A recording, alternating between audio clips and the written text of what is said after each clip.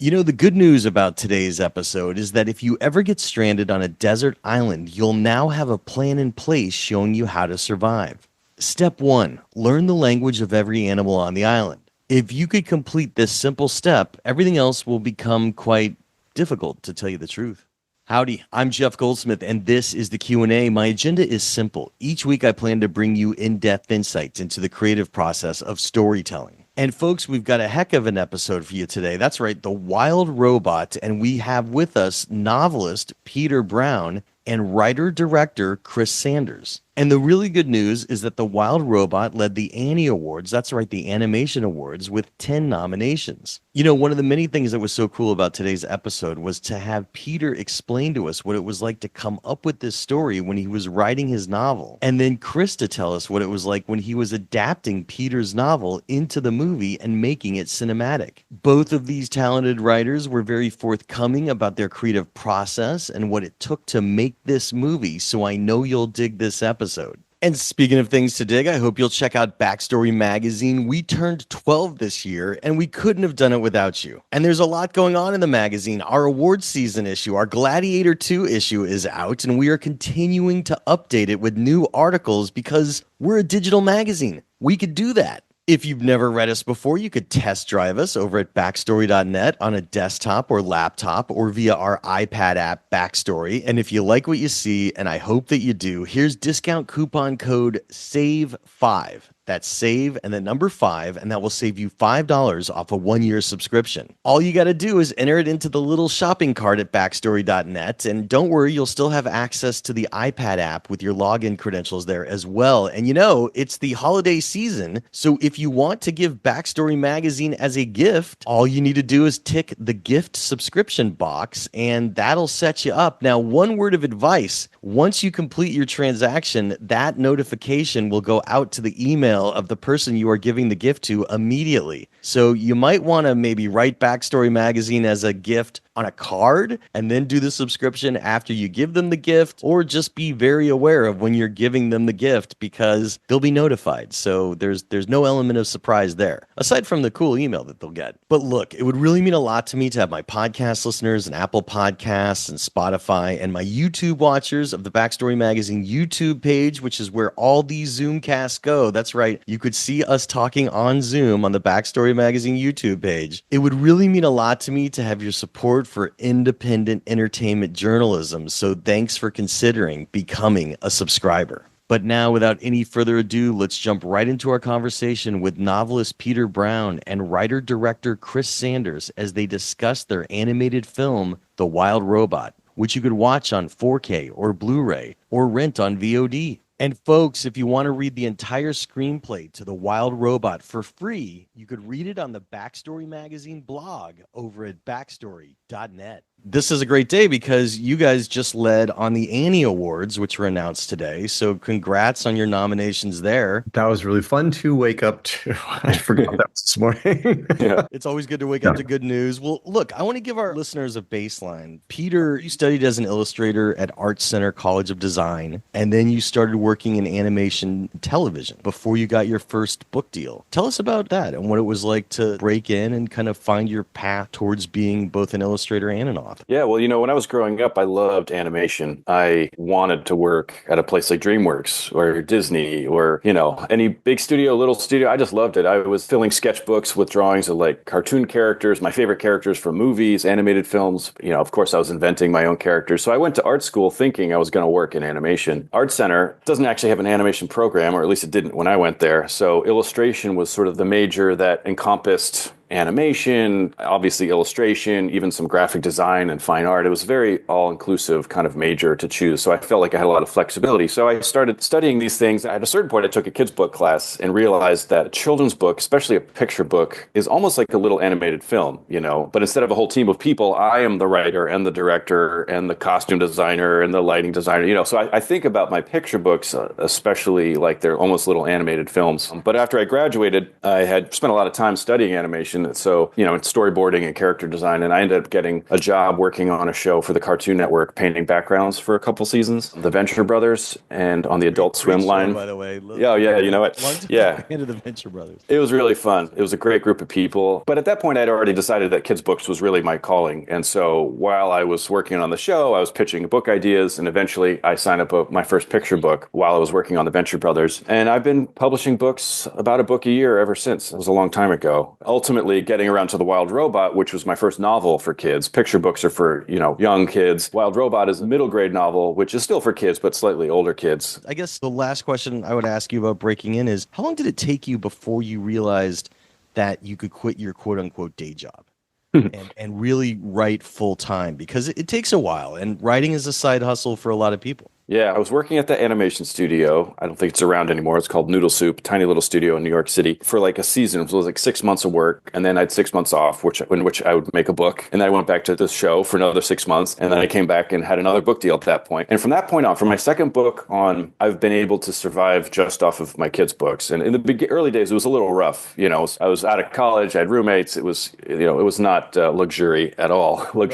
But, you know, over the years, the books started doing better and better, and now life is great. But yeah, so it took a little juggling in the first few years for sure. Well, so Chris, for your breaking in story, I know that you were a designer, and one of your first early credits was working on Jim Henson's Muppet Babies. And that's kind of probably a cool experience, just working with Henson Studios. And then you wound up as lead storyboard artist for Disney feature animation. Tell us about your early days breaking in and going on your path. When I graduated CalArts, feature animation was in a very, I would say it's fair to say there was a bit of a crisis, I think, going on. There weren't a lot of options for places to go. And of course, we all wanted to go to Disney. That was my dream. My roommate, actually, Leon, had actually gotten a job at Disney Studios as an animator. And I studied animation, but I wasn't like super great at it. But before he was hired there, he and I both worked at Marvel Productions because, again, Disney wasn't really hiring at that point. And by surprise, after our student films were screened at the producer show, which they do that every year at CalArts at the end of the year, and studios would come and sit and see if they wanted to hire anybody. And to my surprise, I got an offer from Marvel Productions from the art director named Takashi. I was working in the model department. And what that means, oddly enough, one of the things I don't really love doing is drawing. Drawing is hard. It's the opposite of riding a bicycle. I ride a bike with no destination because I just like the act of riding the bike and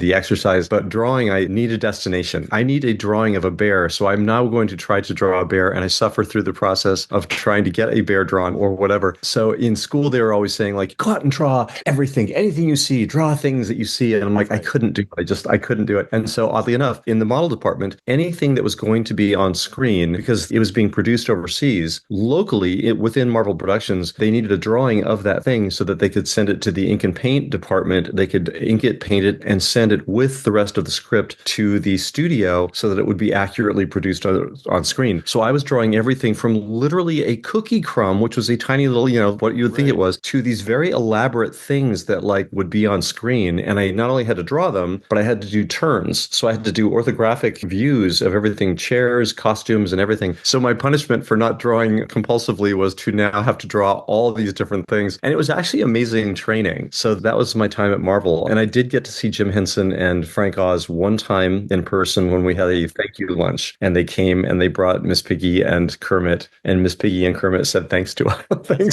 That's awesome. Which was really cool. Going full circle here, and it's just random that you were talking about like having that kind of lesson of drawing on the Blu-ray and 4K for The Wild Robot. There's a bonus feature where you teach people how to draw the characters of the movie, and you teach Lupita how to draw Roz, and she did a great job. And the way that you talked it through, I could see children watching that feature and learning from you because you really go step by step, circle by circle. So it's kind of wild how that goes full circle for you. And that was, I thought, a really cool bonus feature. She did a great job. Not surprisingly, Lupita's pretty much good at everything. And as I was drawing Roz, because I'm doing the story version, the storyboard version, which is always the quick, sketchy version. Yeah. And as I was completing each step, I kept looking over at Lupita's version, and I was like, hers is really, really, really good. And I'm suddenly like, wait a minute, and like, we're kind of neck and neck. And I turned to her, I said, your volumes are really good. And I think she said, I don't understand. What are you talking about with volumes? And I said, well, you apparently intrinsically just understand the volume of the things that you're drawing, because you can tell when somebody draws something and they understand that it's just the two-dimensional representation of something that is like a sphere, for example. And with the spheres in her raws, you could tell she understood the dimensionality of it and the depth of it. Very impressive. We're going to get to Wild Robot in 1 second, but I would be remiss if I didn't ask about just your favorite moment of your experience being involved with Lilo and Stitch, which really put you on the map and accelerated your career. What was just a favorite moment from that experience? Just something that's always stayed with you? I guess, working at the Florida studio with the artists there, it's not a specific moment, but it's nonetheless true. One of the really amazing things about that project is there came a moment where I was talking to Tom Schumacher and he said, would you be interested in producing the film here in California or in Florida? I had been to Florida 2 times. On Lion King was my introduction, and I was there for the entirety of the production for Mulan. So I understood the capability of that studio, which was incredible. It was a very youthful studio. Anyway, that remote location just was the perfect place to make that offbeat sort of film. And I will not off-ramp into why, but it really only could have been made at the Florida facility. So I remember that experience so very fondly, just every single artist that I worked with. Was it just the focus, like the lack of external distractions as much for that studio at that time? That's part of it. It was just, there was the isolation afforded us this sort of like special thing. We were off the grid for a lot of reasons, but the watercolor backgrounds, actually, Rick Sluter, the art director in Florida, he took on the task of recreating an art or reviving an art form that had not been accomplished or attempted for 60 years at Disney Studios. And the background painters in California were extremely dubious that it could be pulled off. There was a mindset difference. You were there for so much of the rebirth of animation, and really the torch was being passed. That's kind of the beginning of your career, in which the old greats were retiring and starting to pass away, unfortunately, and they needed new blood, and your generation was basically ushering it in right as CG animation was coming into effect a few years later. That was another decision that we made early on, was, do you want to try CG or do you want to stick with traditional? And in this case, it was obviously traditional was the right way to go. It was too early in CG to attempt the kind of characters that we were drawing. It wouldn't have looked really very good. And so it was a bit of a throwback at the time that a traditionally drawn film came out when all these other CG films were coming out. But it was the right decision. Well, so Peter, getting to the probably most asked question you've had a million times, tell us about getting the idea for the Wild Robot and how you started formulating it and turning it into your book. Well, before I started writing The Wild Robot, I was working on a picture book called The Curious Garden, which I was writing and illustrating. It's about a boy who lives in a gray, dreary city where there's no parks or gardens, and he decides to become a gardener. And he starts growing these gardens all over the city in all sorts of unexpected places, like on the tops of skyscrapers and out of the cracks in the sidewalk. And so I was spending all this time imagining this sort of relationship between natural things and unnatural things for The Curious Garden. I was just kind of marinating on these types of subjects. And at some point, I imagined an unnatural place, like I was exploring with The Curious Garden. What would be the opposite of that? And so I thought about like a robot is kind of an unnatural thing. What would happen if I took a robot and put it in the last place you'd expect to find it, way out in the wilderness somewhere? That's kind of interesting, like a fish out of water story, but like a really extreme fish out of water story. How would that come about? Like, what does that robot look like? Because its appearance, its design is going to tell us what its capabilities are. If this is going to be an interesting story, that robot can't be invincible, right? It's got to have some weaknesses. I started thinking about what this kind of robot would look like. I ended up doing lots of research into robotics and artificial intelligence, into nature and animal behavior, finding all sorts of interesting similarities between kind of like animal instincts are almost like a computer program, right? The animals do very predictable behaviors at certain times of year or in certain circumstances. And so I started thinking about animals and the relationships between an animal and a robot and where they might find common ground. And so all these things were just swirling around in my imagination for a few years, actually, as I worked on other picture books. I was trying to make sense of all this stuff and figure out what's the story there. And eventually I kind of ironed it out and imagined this robot, Roz, who's stranded on this island. And in order to survive, starts looking at the world around her,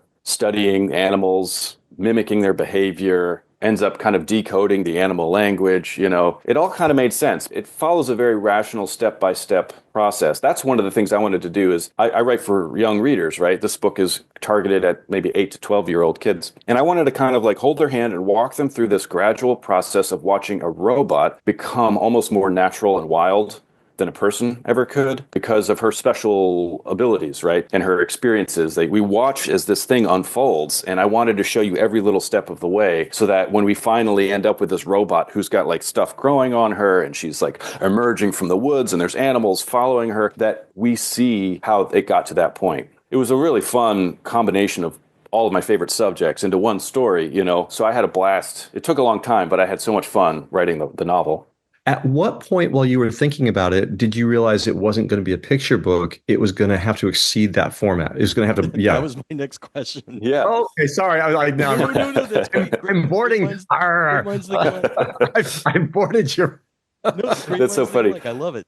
Well, it's funny you asked that because that was my editor. I have a great editor, Alvina Ling. She's edited everything I've ever written. And her first question was the same thing. I mean, it wasn't really a question. It was an assumption that it would be a picture book. And so at first I sort of thought, well, maybe this is a picture book. I was seeing all this stuff in my imagination. I'm an illustrator. I wanted to sort of bring this vision to life, but it was so interesting. I was discovering so many interesting details that I hadn't expected, right? You think about a robot in the wilderness, it seems like it's action and adventure, but then she develops these relationships with these animals. One in particular, right? She adopts this orphan gosling, Brightbill, and suddenly their sort of complicated mother-son relationship like takes over the story. And I hadn't set out to do that, but suddenly I was like, I have to follow this storyline because it is too interesting and there's too much relatable stuff. And after all, one of my biggest fears was that readers would have a hard time relating and caring about Roz and this world I was creating. And so I thought, well, if she becomes part of a little family, kids can relate to that, parents and teachers and everybody can relate to that. I better follow this and see where it takes me. And so as I started going down this path, I realized, you know what, this is not a picture book. There's too much cool stuff to explore because that was just one storyline. I was finding other characters and other scenarios that these characters would have to navigate together. It was just really fascinating. And so I finally gave myself permission to say, and I said, this is a bigger story and this is going to be my first novel for kids. And that was daunting. And so I gave myself time. I took a little pressure off by not giving myself like a real timeline. I just sort of said,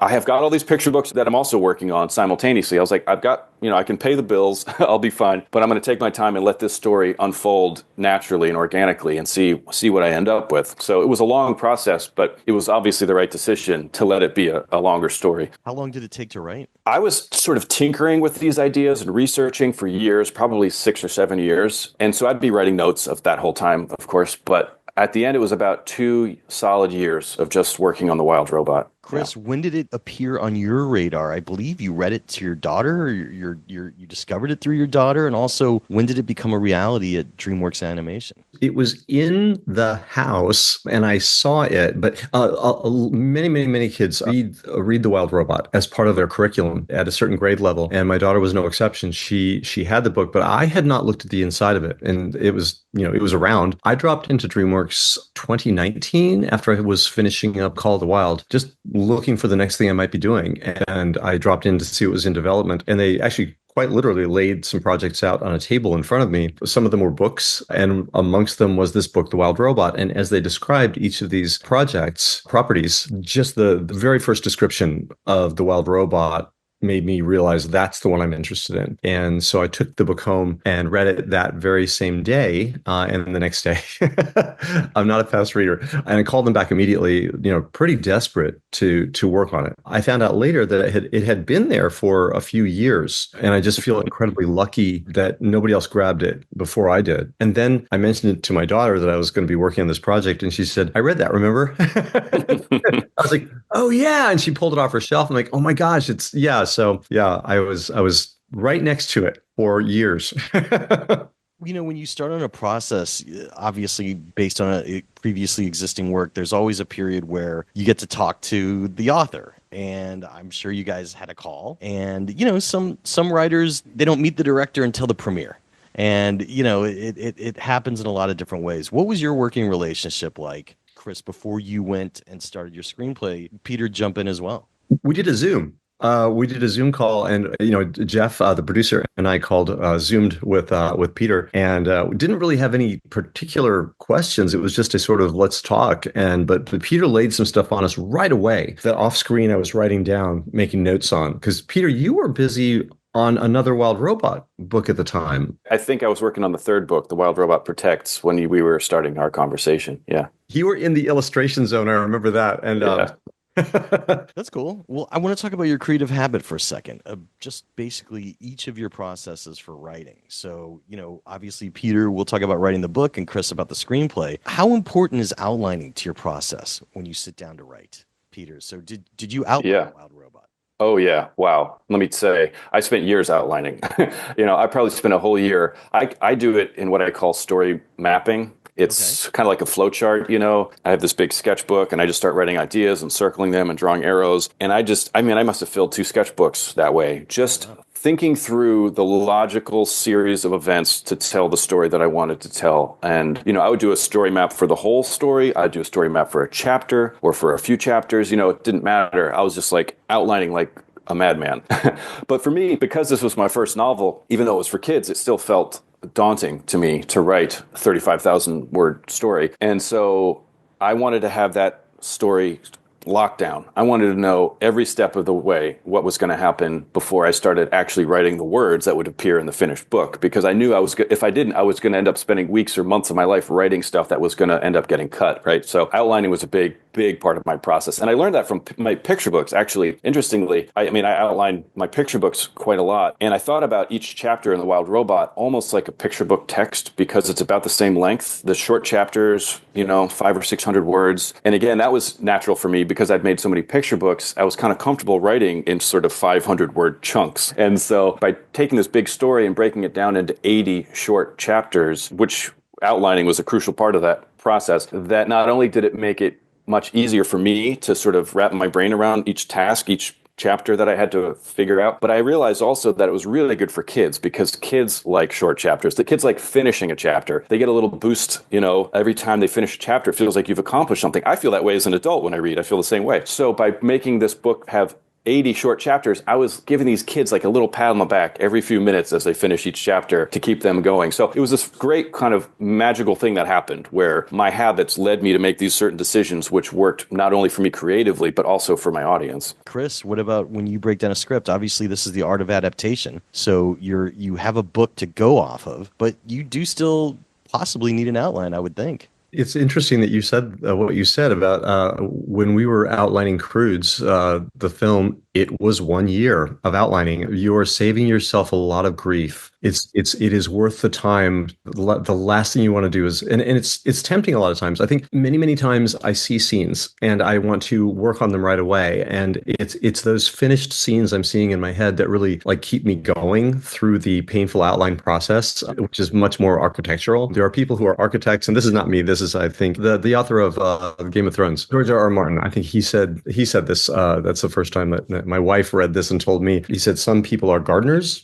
as writers and some people are architects, and that he's more of a gardener. I'm definitely more of a gardener. I like to jump into things and just feel my way through them and let the emotional wavelength sort of drive my path. But that's not a good thing to do right away. That's something that you have to discipline yourself to save for later. The first thing you have to do is be structural and discipline yourself to look at and divorce yourself from all the really tasty, fun, emotional things and the business that you're going to so have fun with later, and really just look at it more clinically and again architecturally. And that's a lengthy process, but it's worth the time, because you don't want to get down the road and realize you've taken an off ramp and you're off you're off in a field somewhere and you're wasting time, and you've got to get back to the main thing. Film is disciplined in a very particular way, because especially in animation, we have about an hour and a half. We have around 85 to 90 minutes. Our audience's attention span, and budgetarily, we have that limit. So you've got to be really careful about what you pack into it. I've always said that like a book is a bit more of a boat. It can hold more, and a book can be digested at your own pace. If you're a slow reader like me, or if you're a really fast reader like my wife, Jess, you're going to digest it at your own pace. But a film, you've got about an hour and a half. And so what you pack into that, it's more like an airplane. So what you pack into it is going to be a lot more difficult choices. And it hurts, because there's a lot of things in a book or an initial story that you wish you could take with you. And you're like, I'm going to have to leave this behind, It's really, really hard. It's a long time in outlining, and you'll never get it right the first time, but you do your very, very best. With the translation of The Wild Robot, we did do our very first story reel. We did stick really close to the book with very few omissions, because I thought it was really important, even though it was a lot of work, to just be able to say, we explored this, we saw this, because Peter is new to me. I've never worked with a book of his before. So part of it was just like seeing how it resonated directly from the book, and just let that inform us. So we had experienced all those things before we had to start taking things and moving them around and stuff like that, and the adaptation began.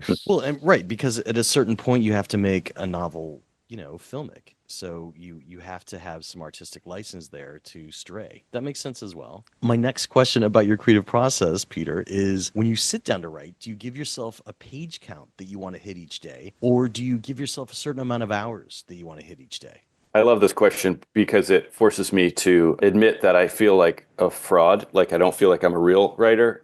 I have friends who studied writing and they have a process and they have a goal. They try to write a certain number of pages a day and they do it. And I'm just like, how is it possible that you could possibly hit your goal every day for a sustained period of time? I'm still figuring things out. I might have the story all outlined and I think I know exactly what's going to happen in this chapter, and I start writing it and I realize, nope, what I thought was going to work isn't going to work after all. I got to make some changes. And so suddenly I'm backtracking, I'm rewinding, like, oh boy, I have to rethink this whole thing. I can't keep track of how many pages I've written that day. It's like it's chaos. And so, but it feels essential. Like I'm doing good work. It's just not translating into any sort of word count or page count. So I've gotten a little better over the years. I've written now 3 Wild Robot novels, and the process is a little more graceful than it was in the first book. But my goal is always to make the best story possible. And so setting sort of these goals about page counts that work for other authors, that just doesn't work for me. I'm sort of like, it's done when it's done. I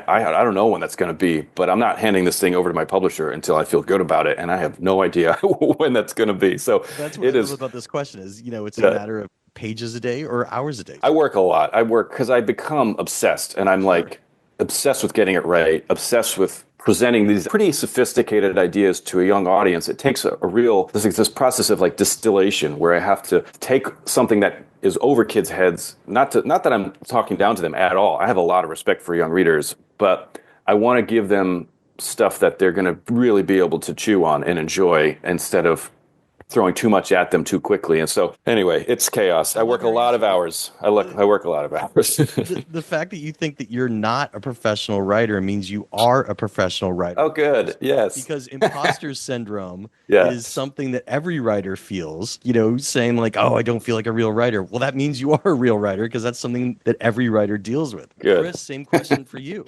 Do you have a certain amount of hours that you like to spend each day, or a certain amount of page count that you want to hit when you're writing? I'd say it's kind of the same thing. I think that trying to get something that works is the most important thing, whether it be like maybe a page or maybe multiple pages. I'll have a deadline. We'll say like, give me a month or 2 months to turn in this many pages or acts or sequences. I've got that looming. And of course, there's always the last minute, like, oh my God, why didn't I work harder like 3 weeks ago and just jump into this? It's a number of hours. One of the weirdest things for me was when I got my first job at Marvel, the thing we just talked about. And up to that point, I drew when I felt like it. And suddenly I had to show up at 9 a.m. and draw immediately. And so that was a revelation that I could force myself to do things on a schedule, even when I wasn't really feeling inspired to do it. I found that it takes me about 15 minutes for the glue to dry, meaning if I sit at my drawing table or at my computer and I won't get up for 15 minutes, I'll then be able to stay a little bit longer. But in that 15 minutes, if I get up and make coffee or look out the window or something, then I might wander away. So I have to tell myself, you 15 minutes, stay there, don't move, and then I'll be more likely to just stick with it for the next several hours. Something that I came across in my research about your process for both of you for Wild Robot is that at a certain point, it was determined that kindness is a survival skill, which is really interesting when you're applying it to the natural order, right? Out in the wild, which can be chaotic. You don't see a lot of kindness there, but it's what makes your story human. So tell us about that concept. One of the things that really intrigued me about this concept of this robot learning to be wild from the wilderness, from the wild animals she encounters, was that she's not a perfect fit into this environment, right? Like she was designed to live with and work with humans in civilization, and here she is out of her comfort zone. And so she's bringing some of that with her, some of that programming that came with her. It doesn't quite feel right in the wilderness. And I like the idea that she was programmed to help others. In very general terms, that might mean she could be a babysitter, she could be a surgeon, she could work on a farm. I imagined her being capable of all sorts of work. But generally speaking, it's helping humans, helping them accomplish something. And so then she turns that kind of lens towards her life in the wilderness, and she helps the animals around her, and then they return the favor. And I realized that her bringing this little piece of kind of humanity with her into the wilderness could really be this kind of what unlocks this whole world, where she learns how to communicate with the animals, she develops these relationships, and they help her survive. Because the idea is that she's in this rough, harsh environment where going it alone for her might not work. But if she has a community to support her, then they can all survive a little better together. So it was an interesting challenge of like walking this line where Roz is definitely becoming wild, but she's not wild like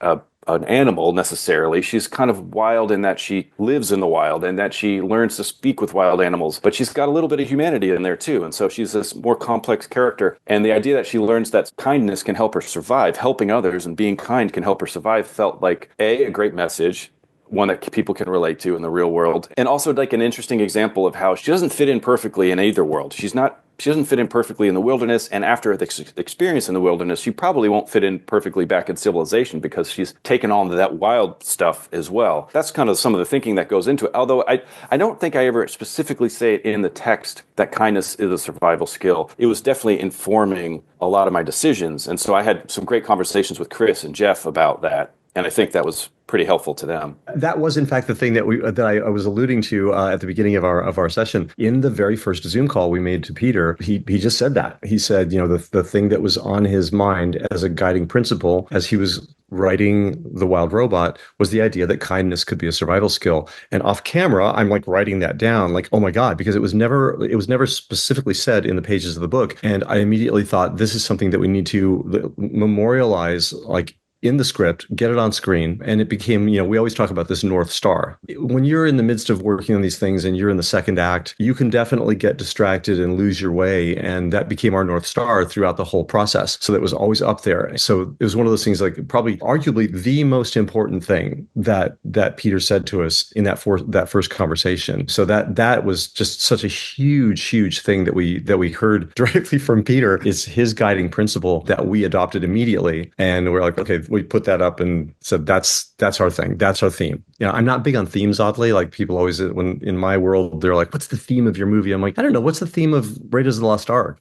Like, I don't know what the theme is. Like, it's a great story, but once in a while you get a theme. And there's nothing wrong with that. And in this case, that became a bit of a theme for us, a guiding principle. Look, it works perfectly, and it's great that is infused in the movie. Ooh, hey, I'm jumping in really quick to remind you to check out Backstory Magazine. We turned 12 this year, and we couldn't have done it without you. And there's a lot going on in the magazine. Our awards season issue, our Gladiator 2 issue is out, and we are continuing to update it with new articles because we're a digital magazine. We could do that. If you've never read us before, you could test drive us by reading the free issue over at backstory.net on a desktop or laptop or via our iPad app, Backstory. And if you like what you see, and I hope that you do, I'm offering you discount coupon code SAVE5. That will save you $5 off a 1-year subscription. All you got to do is enter it into your subscription cart at backstory.net. And while you're there, it is the holiday season. So if you want to give the gift of Backstory, you could tick the gift subscription box. And one word of advice, the person you're giving the gift to will be notified immediately when you conclude your transaction. So you might want to write on their card the gift of Backstory for a 1-year subscription. And then once they get the card and open it, then you go and you do the thing thing and they get the email notification. Or you could send it to yourself and I guess write us and have us transfer the subscription to their email address. Some people have done that in the past too. There's plenty of options, but I just wanted you to know once you check out, they're notified immediately. But look, it would really mean a lot to me to have my podcast listeners and Apple Podcasts and Spotify and my YouTube watchers of the Backstory Magazine YouTube page, which is where you could see all these Zoomcasts. That's right, you could see us talking on Zoom. It would really mean a lot to me to see you show your support for independent entertainment journalism. So thanks for considering becoming a subscriber. Now let's jump right back into our conversation with novelist Peter Brown and writer-director Chris Sanders as they continue to discuss their latest animated film, The Wild Robot, which you could rent on VOD or you could watch on Blu-ray or 4K.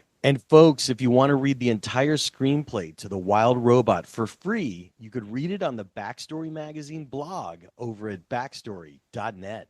I think we're really done with our non-spoiler section. I guess the last non-spoiler question that I have for you, Chris, is what was your budget and schedule? And then we're going to go right into the spoilers. We always have about the same ish schedule. I always liken everything to Beauty and the Beast. Beauty and the Beast had like the most ideal schedule. It was enough time, but it wasn't too much time. It wasn't too little. It wasn't too much. And we had around 3.5 to 4 years to go from dead stop to dead stop, from start to stop. And that has to do with the budget, which I believe was in the vicinity of we held it. We were very disciplined. And this is where I have to give a huge amount of credit to our producers, Jeff Herman and Heather Lanza, who scheduled this film sublimely.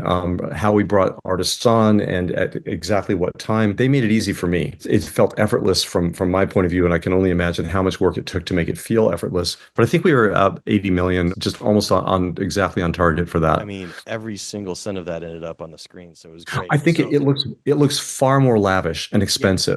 It looks absolutely gorgeous. That's why I think it got so many Annie nominations as well. Well, we are going to get into the spoiler section. So podcast listeners in Apple Podcasts and Spotify and YouTube watchers of the Backstory Magazine YouTube page, which is where you could see these Zoomcasts. If you have not yet seen The Wild Robot, you're in luck. It is on Blu-ray and 4K, and you could also watch it on VOD. So you have no excuse. Go see it. Press pause if you haven't seen it and come back afterwards because we are getting into these spoilers. One of my favorite questions to ask is kind of an early project question for both of you. It's about writing left turns.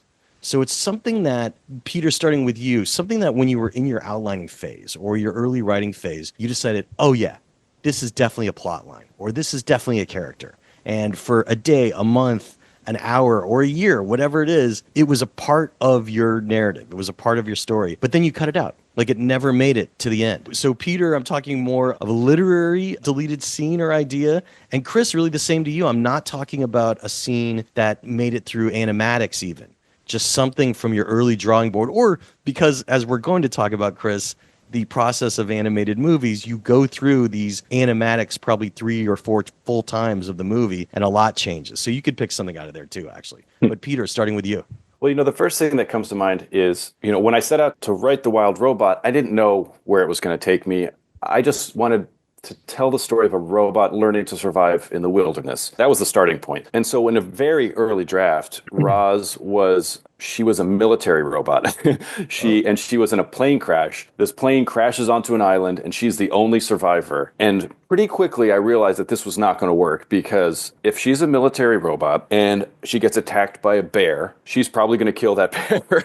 And so I thought to myself, oh, wait a second. I don't want her to kill this bear. In fact, I want the opposite of that. I want her to be almost incapable of killing this bear. I want her to have to find peaceful solutions to these really difficult, wild situations that she gets herself into. And so I pretty quickly realized after writing this kind of opening scene, I had to throw this away and be like, all right, forget it. She's not a military robot. She's a peaceful robot. She can't fight back. If a bear attacks her, she's going to have to basically run away. She can kind of defend herself. It's going to be very awkward and uncomfortable because some part of her programming is not going to let her just take it to the bear and kill it or hurt it, right? And that was such a perfect discovery because it really set the tone for the story. This is a peaceful robot and she's going to live in a violent, wild world. And that's another example of how she's out of place and she's going to have to make some really tough decisions to survive in this place. And so that was a whole scene that, like, looking back on it, it seems ridiculous. But I'm so glad I wrote that terrible scene of Roz as a military robot because it got me to where I ended up, which is a much more interesting story. Right. Sometimes when you get something out in front of you and you see it, you could then ask the right questions that Totally.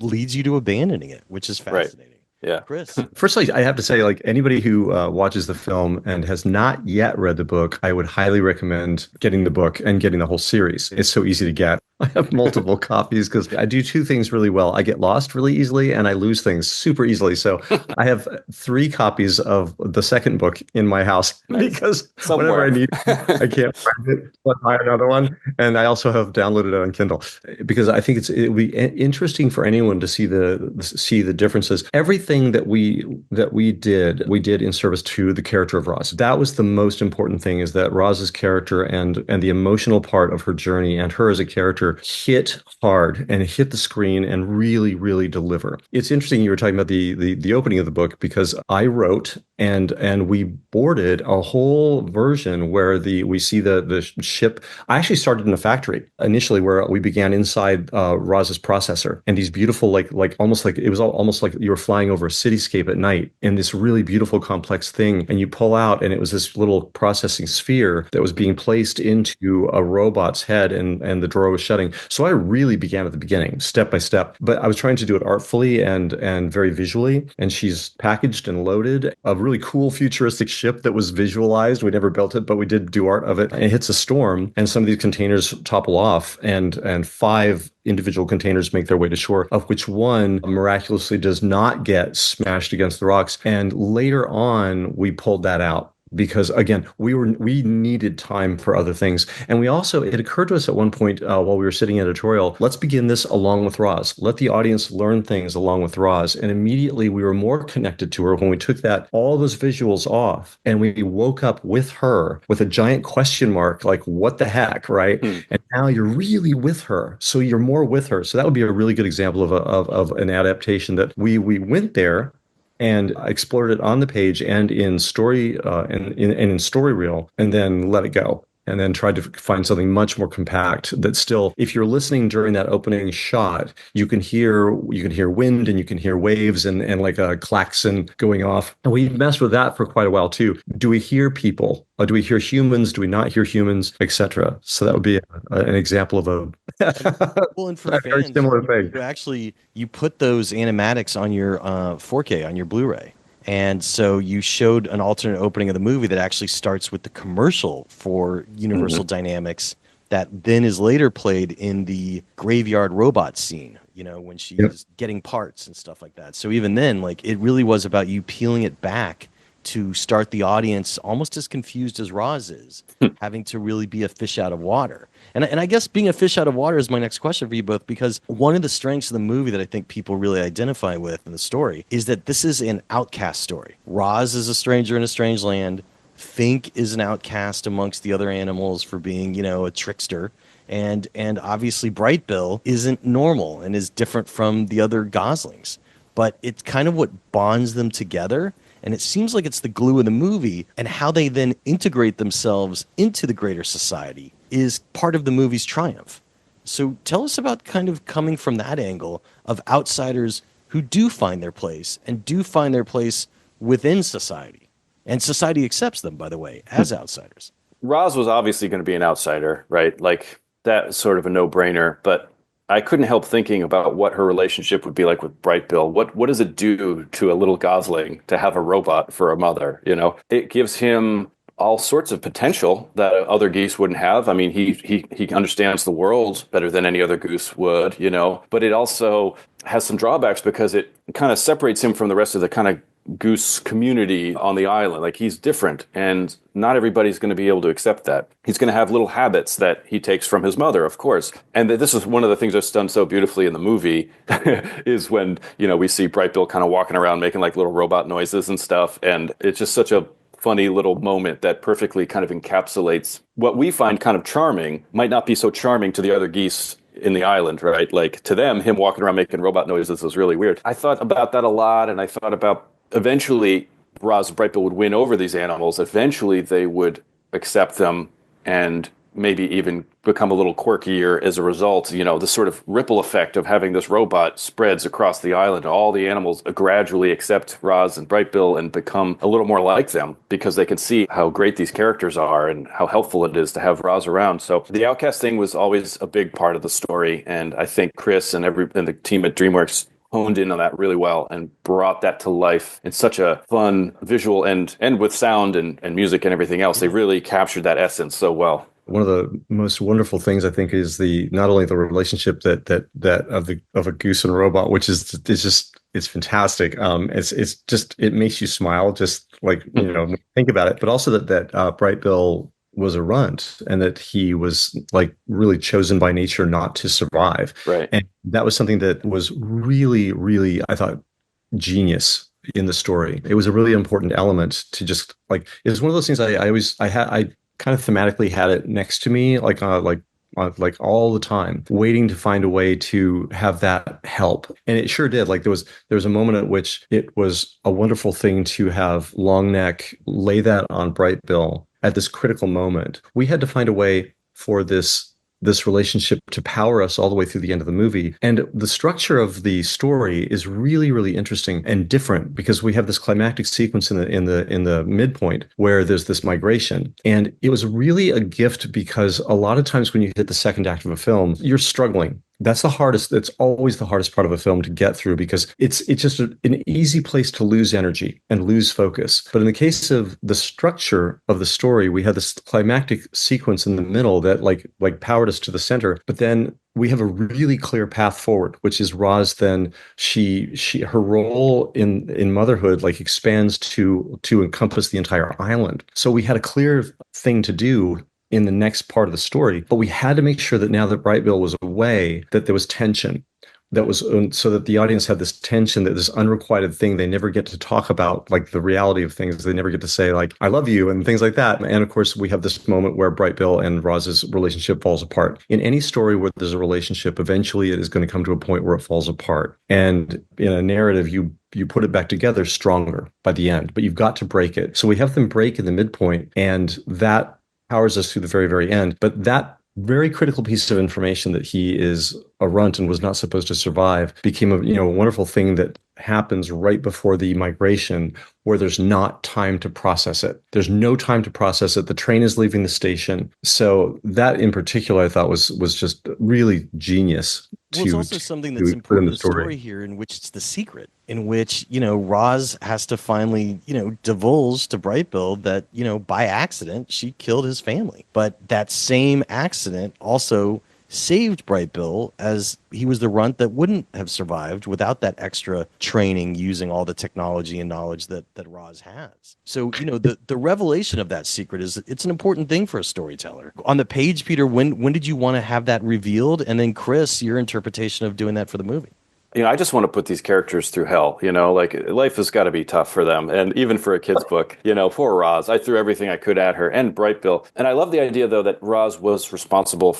I mean, it sounds horrible, but I love the idea that Roz was partially responsible for the death of Brightbill's natural family. That's so complicated, right? Like the idea that I accidentally killed your family, right. But now I'm taking care of you and I'm raising you as my son, basically. Like that is juicy, right? And so it just hits all these really emotional notes that even kids can relate to. Even kids can understand how complicated and how difficult that's going to be for Brightbill to finally learn the truth, and how. But we also look at Roz as if, like, it gives her motivation to look after him. I was trying to figure out, well, like, why would this logical, robotic, artificial intelligence-powered robot bother looking after this little runt? Well, if she's responsible for the death of his family, then suddenly her program, I thought it would make sense that would feel a sense of responsibility. Well, I didn't mean to do this. I caused an accident. I caused the deaths. Now it's up to me to make it right as best I can. Right. And so it kind of justified all of the actions that she took afterwards. So that's one of those details where as I figured it out, I was like, man, this is good. This is going to really grab readers' attention. And then, of course, to see it, the film version of it is just, the scene of Roz discovering Brightbill's egg realizing that he's alive and that his family is dead is one of the most touching things I've ever seen in any movie ever. It's I beautiful, just and it's a great secret that's threaded throughout the movie. Chris, tell us about what was important for that reveal, because the trick of the story is we see it happen, we remember it, but then so much happens that we forget it, and right at almost the apex of not even it being in our consciousness, it comes back, and it has that emotional punch. I must give full credit to John Puglisi, our story artist, who boarded the sequence where Roz is being chased by the bear and by Thorn and accidentally wipes out the nest. Even the staging came directly from his boards. He has a very natural cinematic sense. The emptiness and like when the music ends and we have that emptiness with just the pitter patter of the rain, it's really effective. The moment where they talk about it and Right Bill confronts Roz is inside the lodge. One of the most harrowing parts of the book is where they push Roz's power switch and they cycle her power to see if what she's become will come back or will she truly reset. Her powering down and coming back was, such a critical thing. And it was such a powerful thing. We actually relocated that. We slid that further down to the end of the movie. And then that space we like really occupied with the confrontation where Bright Bill, asks her, "Did you do it?" And she says, "Yes." She's an honest being, and I think it became very important that she not defend it, that she immediately doesn't come in and go, "Yeah, but it was an accident." We let Fink say that, so that she's willing to take her lumps and takes responsibility, which is an honorable thing. So it was an interesting bit where we had these really emotional pieces, and we slid one further down. It was one of the biggest things that we had in our in our arsenal of emotion. Like this is a hand grenade, and we're going to move this one down to where it can be. Because we had so many things that were emotional, and to separate them and to time out when they struck was one of the tricks to the adaptation. One of the strange parts of this that totally works, but you would think it wouldn't, is the kind of missing element of an antagonist for most of the movie, whereby the situation and nature itself is the antagonist. It's the sliding into the social structure of this animal society. And then finally Vantra shows up in the third act, the Universal Dynamics robot, hopefully not sent from Universal Studios, but the Universal Dynamic robot that is there to reclaim Roz. And then there's a definite antagonist that the society that has come together is able to fight against together rather than as a fractured society. So that works. But tell us about that and the presentation of an antagonist so late. Peter, starting with you. Well, in the book, there's no Vantra, but there is the Ricos. These robots show up, and they're sort of like the Borg. They kind of communicate. Yeah. They kind of share thoughts and stuff. I can see why they created Vantra for the movie, because it's a little easier to focus our, I don't know, not hatred, but our anxiety and our nervousness on this character who seems kind of manipulative, and we don't, not trustworthy. So I can see why that worked in the movie. But I think for me, what was important was the contrast between Roz and the robots that show up. By the time these other robots show up on the island, Roz is fully her wild self. She's banged up, she's got scrapes and scratches, she's speaking with the animals, she's moving like an animal. And then these like shiny, new, tough kind of warrior robots show up. And we see them together, and it's like, wow, we're reminded of just how far Roz has come by that juxtaposition. And then, of course, as you said, to get the community aspect of them fighting on behalf of Roz, the animals coming to her rescue, she comes to them all working together. That the whole thing was building to that Roz, we see finally Roz is absolutely accepted by these wild animals. She is one of them. They are a team. They are together. They're a whole kind of a big family on this island. And here they are all working together desperately to help Roz and keep get these robots out of there. The film version of it was really, really cool and well done. But those are some of the thoughts that were going through my mind. Chris, to you, the creation of Vantra and, the personification of an antagonist.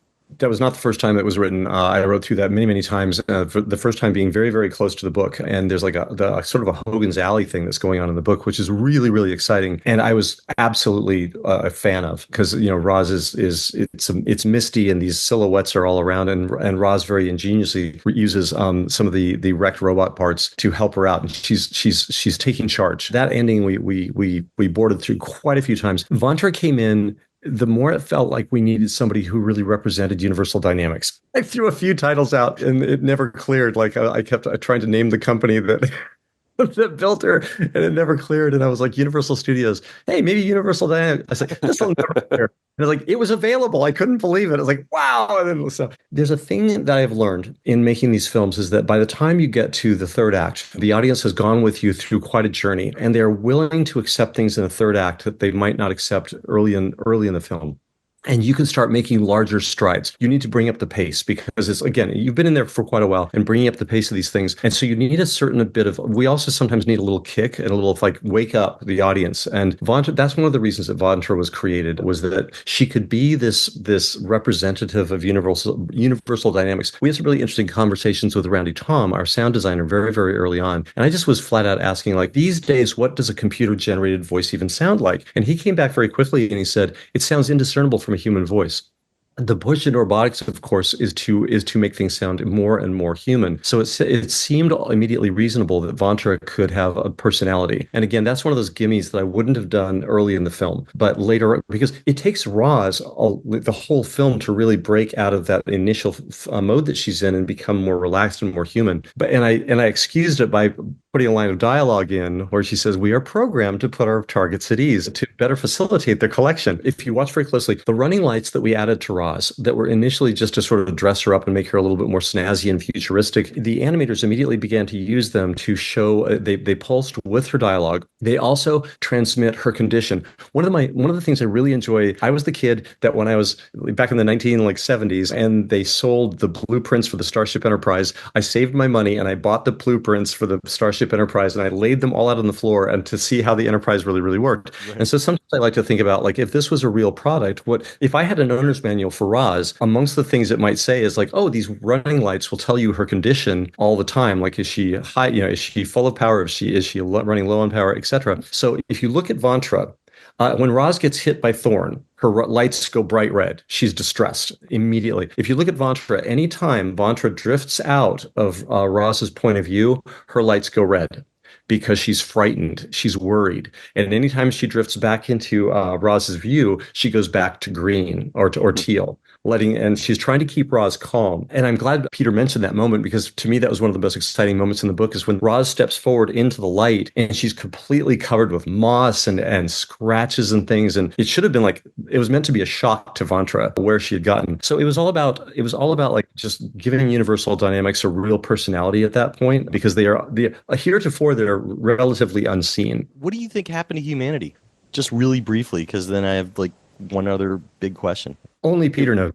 Like what happens to environmental? We see the Golden Gate Bridge underwater. We see cities that seem like they're abandoned, but they could have been bombed out. Was there a war, or is this like, global warming times 10? I was mostly thinking about climate change, rising sea levels. I wanted to portray a future that seemed believable. And typically on the island, you don't have the same kind of biodiversity that you see on the island in the story. But I thought to myself, well, if sea levels rise, if glaciers and ice caps melt and sea levels rise, there'll be islands in the future that don't actually exist right now. And maybe some of those islands will have much more diverse populations of animals because they're like new islands, kind of, So humanity is still around. They're adjusting. Everybody's adjusting to this new world, but things are definitely changing. As you said, we can see bridges that have been underwater and buildings that are underwater. So, I think that's the future we're probably headed for. So I was trying to be actually honest about those subjects. How many animatics did you go through, Chris? Like, how many full versions of the movie would you say that you went through? I know that the opening sequence has 100 versions. It was the hardest sequence actually to nail, was the opening where Roz scales the cliff, the bit where she walks into the island for the first time. Mary Bleed. You guys referred to it as scene 250, I think, right? Yeah, 250, yeah. Some sequence numbers become infamous. Yes. Within the production, and 250 was infamous because it was the last sequence in the production, because balancing it and finding the right version, there were 100. Our biggest last question is, what was your toughest scene for each of you? The scene as a writer you kept coming back to over and over again on the page, and how you creatively rose to the challenge. And for Chris, you could throw in directing as well. Peter, let's start with you. Your toughest scene, the one that you found yourself rewriting a lot, and what cracked it for you? I think that one of the toughest scenes for me was Roz learning to communicate with the animals. It was so important to the story, because without that, she couldn't develop any of those relationships with Brightbill or the other animals on the island. And so I had to get it right. If you do it right, it looks simple. You read these chapters and it's like, oh, that must have taken no time at all to come up with this scene, right? But of course, it took many, many, many tries to kind of work out the gradual step-by-step process of how Roz observes and makes sense of the animal movements and noises. And it took a really long time to kind of streamline it because my instinct was to explain every little detail, but then that gets boring, you know? So I had to like find a way to quickly and simply show this, what seems almost impossible, a robot learning to communicate with animals. It was really hard, but I think I got it. And now it's one of the chapters in the book that I'm most proud of. Chris, on That's the really transition as a director.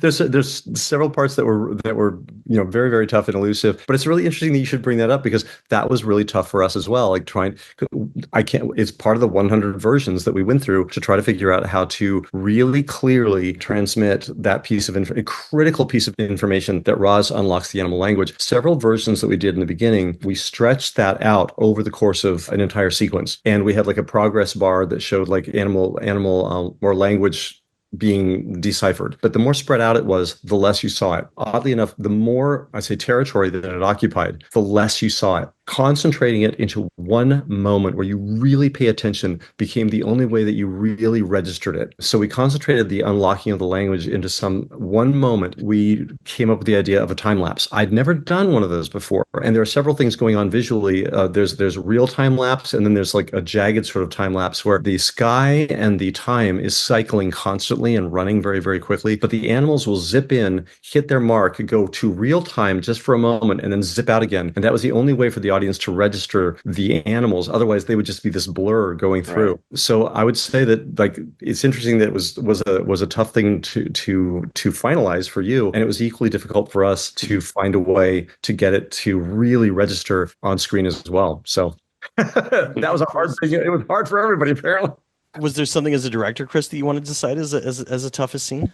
I think one of the toughest things for me was to reduce the 3 bears to 1 and to sideline Chit Chat because it's a very, very popular character and a really sweet character. Sidelining Chit Chat was hard, and there were just real practical reasons for that and it was all about time. If it was a serialized movie, sure, Chit Chat would be a very prominent character, but Chit Chat was always occupying a space that we needed for Roz and the relationship between she and Bright Bill. So that was a tough one. I would say, though, that figuring out how we would end the movie, the climactic battles, because there's a 2-step thing. We have a comedy battle, and then we moved into a really, serious bit between Bright Bill and Roz on the ship with Vantra. And one of the things that was a bit of a surprise, it started as something that I was very worried about and ended up being something that I'd never dealt with before, but like I will always try to find in the future. We had 2 things going on in 2 places. We have the fire on the island that we're having to deal with, and then we have these incredibly powerful things going on in the ship between Vantra and Bright Bill and Roz. I thought having that thing split, having the climactic bit split between 2 places was going to be problematic. It ended up being a gift because what we discovered was we could, every time we jumped from one place to another, you got a kick. And because it allowed us to jump into the heart of the moment. So when we bounce to the island, we're with the animals and they're running through these flames. We have a comedy bit at the tree, and then we go back to the ship and we can jump straight into the heart of what's going on there. And just as that comes to a critical moment, we jump out and jump back down to the tree where they're pushing on the tree. Each time we jumped back and forth, it was like this real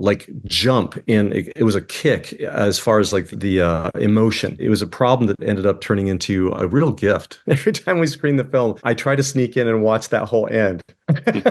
Yeah, cross-cutting is definitely a way, as you said, to juice it up and to really like add that extra energy. Well, look, you guys have been very generous with your time. The Wild Robot is a series of books. I hope it becomes a series of films. Has there been any talk about a sequel moving forward, Chris? Nothing has been, officially done. We've all read the books. In fact, I just reread The Wild Robot Escapes 3 days ago. I just reread it. One of my 6 copies. Well, yeah, I hope it does become a series because I would love to have you guys back. But Peter, Chris, thanks so much for being so generous with your time, and congrats on an excellent film. Oh, thanks, Jeff.